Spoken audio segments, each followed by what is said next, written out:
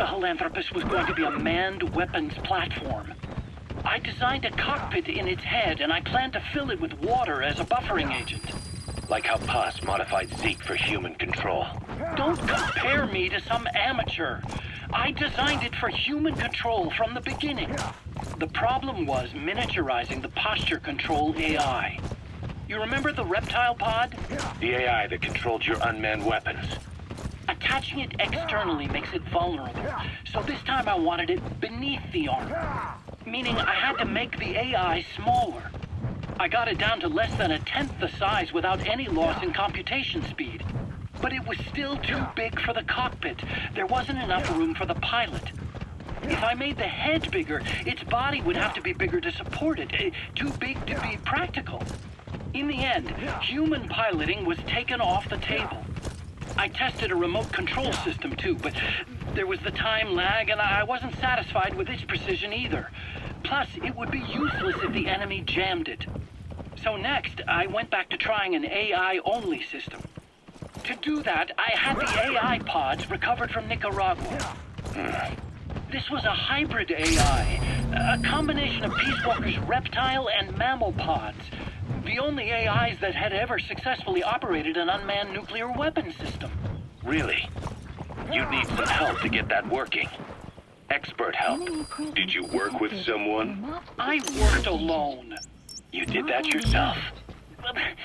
That's the thing. The AI didn't pan out in the end either. But I did finally get Sahilanthropus walking by folding over its upper body to lower its center of gravity. The first upright bipedal locomotive weapon system in the history of mankind. I guess technically it falls into the anthropoid ape category. I don't see the benefit of having it stand taller. On terrain with significant... Subject on board. Leave the rest to us. You need a body that's vertically adaptable. That also lets it attack from long range while using mountain ridges for cover. So, making it walk upright was the most important factor in giving it superior height capability. As the name suggests, that was the whole point of Sahilanthropus. He's coming too. Roger that. The results. Having the AI mounted externally would have been the fastest way to get it working. I just needed more data so it could maintain its balance. But Skullface refused to wait. He dismissed the idea of AI control and took Sahilanthropus away from me before I could finish it. But it was walking when it came after you. That's just it.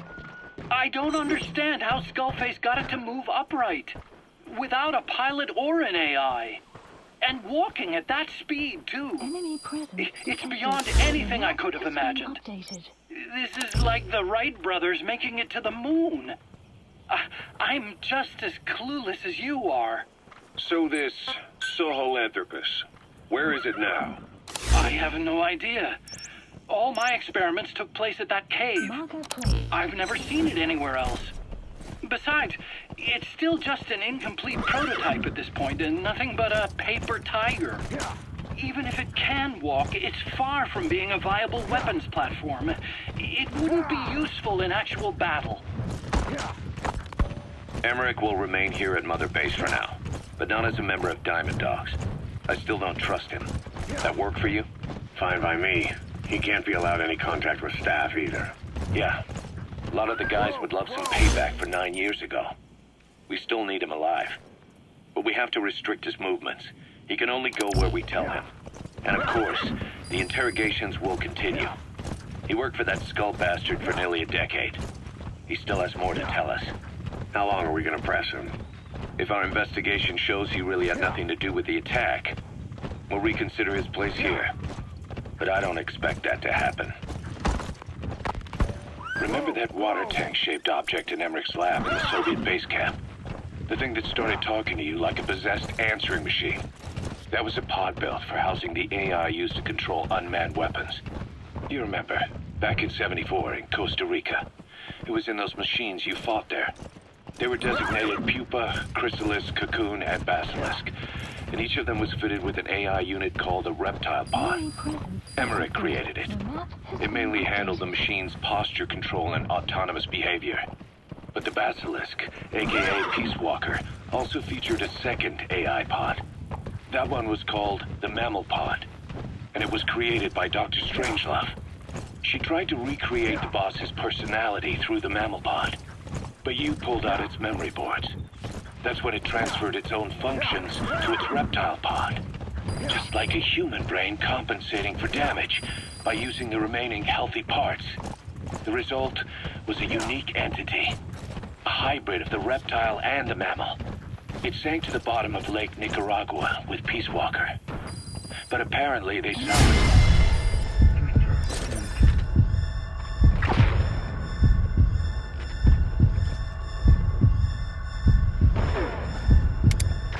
Transported into that lab. Don't let it deceive you, Snake. It may sound like the boss, but it has neither a personality nor a will. Like Emmerich says, it's just a machine. Yeah.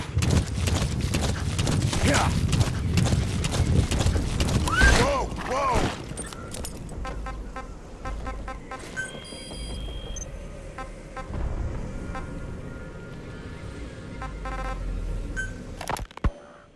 Dee makes a pretty good partner, huh, boss?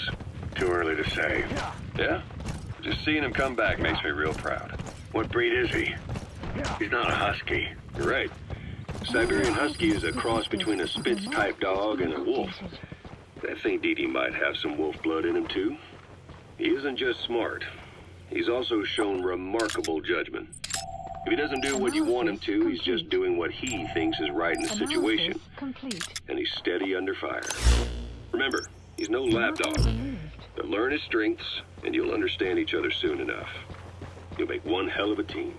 Ocelot. Why'd you take it upon yourself to train him? Huh? Why? Yeah. When's the last time you heard a wild cat raising a dog? I have an eye for him. I knew at first glance he'd make the right partner for you. Huh. And I figured it was about time he got out into the world. So you passed him off on me? There, you see? I knew you liked him. I don't know about that yet. I still think he's trying to figure me out, too. I'll spend some more time with him. You'll see how helpful he can be. What about you? I prefer to work alone. Ocelots don't hunt in packs. Yeah, something like that. Anyway, I'm glad you like him. Deedee's really taken to you, too. And to going on your walks. Don't be shy about taking him with you in the future. I'll think about it.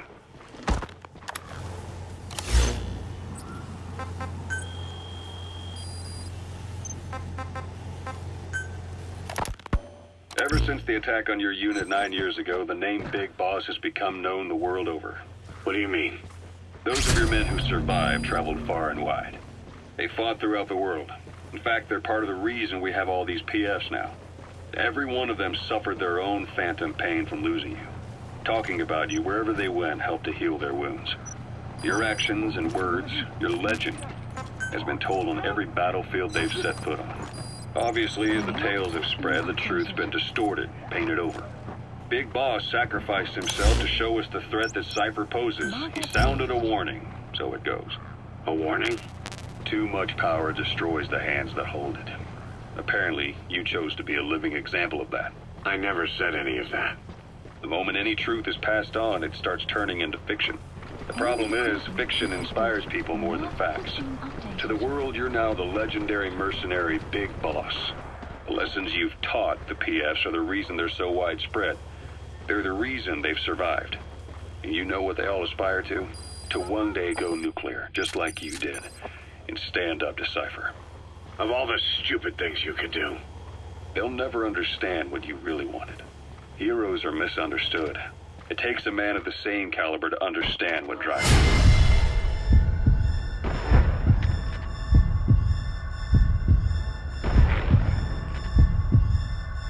Bottom line is, these guys want to be like their hero, Big Boss.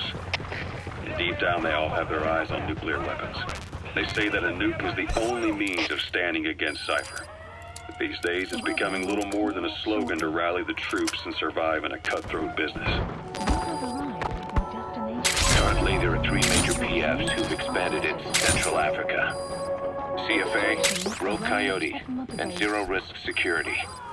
HEC's investigations have shown there's almost no overlap between their areas of operation. It's not so much a turf war, more like they have a gentleman's agreement. If you do cross paths with them, you probably won't have to face more than one at a time. Still, don't expect a walk in the park. The CFA, Contract Forces of Africa. These guys are a major player. Their head office is in Pretoria, South Africa. That's also where the South African Defense Force is headquartered. We think the two are closely connected. An HEC investigation revealed that most of the CFA's operators are former SADF soldiers.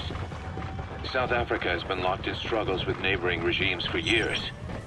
That means constant action, and we know better than anyone that's the best kind of training. A company drawing its recruits from hardened military vets. You can bet they know how to handle themselves. Do not underestimate them. Within the CFA is a company of soldiers made up mainly of locally hired operators. They speak Afrikaans to communicate with personnel from the CFA. But if you notice any speaking the local language, that's them. Though hired from the local population, they were originally part of a paramilitary group, so they'll have plenty of combat experience. And unlike their days shooting junkyard rifles out of beat-up pickup trucks, the CFA now supplies them with the latest gear from the West. On top of that, they've been combat trained by the South African Army. All that adds up to a much stronger fighting force. So don't brush them off. Look at the Angola-Zaire border region. The east bank of the Munene River in particular. It's a microcosm of a problem that stretches all across Africa. There's a civil war going on in Angola fought between the government MPLA and the Western-backed UNITA. Zaire is still a dictatorship under President Mobutu, but numerous uprisings have broken out in its remote regions.